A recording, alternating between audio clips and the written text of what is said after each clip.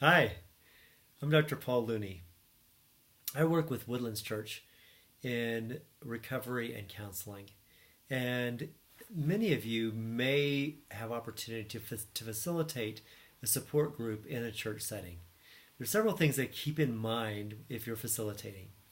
First thing, of course, is to be on time, to be prepared emotionally so that you are calm and provide a welcoming and warm atmosphere for the group members. When you get started, it's always good to allow for latecomers by starting out by telling the purpose of the group and reading the group guidelines. It's often good to get someone else to actually read the guidelines. And if you do have a sheet to pass around so that people can offer their email addresses or phone numbers to contact each other during the week, it's a good idea to explain the usefulness of that, to encourage members to take a photo of it if they'd like to have that contact information. Group members will benefit by contacting one another during the week. Once the members are in place, it's always good to set a focus for the support group. If your group is just listen to a teaching or a testimony, you can key off of what they've just heard. Either invite them to share what was meaningful to them or pick a particular aspect of the teaching or testimony to focus on.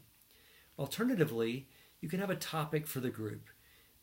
It's a good idea to have a focus and to potentially read a short passage from a book that deals with that topic, such as Boundaries by Henry Cloud and John Townsend, or a segment from the AA Big Book, or Celebrate Recovery Materials, or Cross Ties. Any of these can help to provide a focus for the group. Having a focus is very helpful. For those who are hesitant to share, giving them a topic or a focus gives them something that's much easier to disclose than simply sharing off the cuff. For those who tend to be too loquacious and share too much, the focus helps them narrow in and keep to the topic. It will also give your group a great deal of cohesion and help the participants feel that there is a purpose in their meeting. Certainly, it's a good idea to have the first person who share, either yourself or someone you designate, be someone who is familiar with the group process and who is comfortable taking the lead. The more disclosing that first person is, the easier it is for the others to disclose.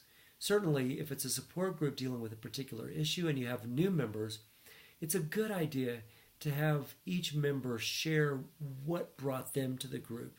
For instance, if it's a group of men dealing with sexual addiction, for each man to share a bit of his history will make it easier for the newcomer to disclose the things that have brought them to the group. After that first person is shared, some groups like to open it up for what some people call popcorn sharing, where each member shares as they're ready. Most groups, however, find it more helpful simply to just go around the room and let each person share in turn, with the clear understanding that any member can pass if they so desire. This is true for the newcomer as well as for those who have been in attendance for some time.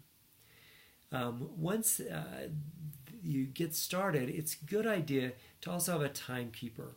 Some people tend to overshare, and if you allow a person to monopolize the time, it will decrease the energy in the room and people will fail to come back.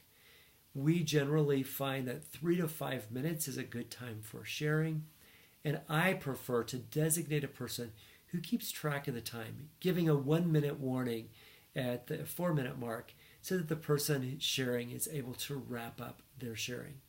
Certainly, you can make exceptions to this 3 to 5 minute rule if a newcomer is really wanting to unburden and tell their story. Certainly, you may let them continue to do that. Also, if a member has undergone a recent and traumatic loss, such as the loss of a spouse or a child, you may choose to let that person have more sharing time for that evening. Once each member has had a turn to share, you as the facilitator may decide to provide a brief summary of what has been shared and remind the group members that if they would like to share feedback with a group member after the group is over, they may stay around to visit. It's also important to end in our groups with a prayer. This can be by circling up, putting arms around one another, or joining hands and saying the Lord's Prayer. Some groups ask for prayer requests and designate a person to pray for the group, or invite specific members to pray for specific needs that have been articulated. Certainly, these are just a few of the things to keep in mind when you facilitate. We trust that when people are coming to share their experience, their strength, and their hope, it will benefit others. It is also important to remind people that the Bible tells us just by sharing our struggles that good things can happen. James 5:16 says, "Confess your faults one with another and pray for one another that you may be healed." It's a very powerful verse, and what we find is that week after week, as participants continue to come back to share their strengths and their struggles, change happens. People get better. They get on the path. And they find that whether they come full or empty, they leave satisfied, having given from what they have shared or having received from what other people have shared. As Jesus says, it's more blessed or happy to give than to receive. But most people will come initially to receive, and hopefully they'll keep coming to share. This is where the life change happens week by week. Thanks for tuning in, and God bless you in all your work with hurting folks.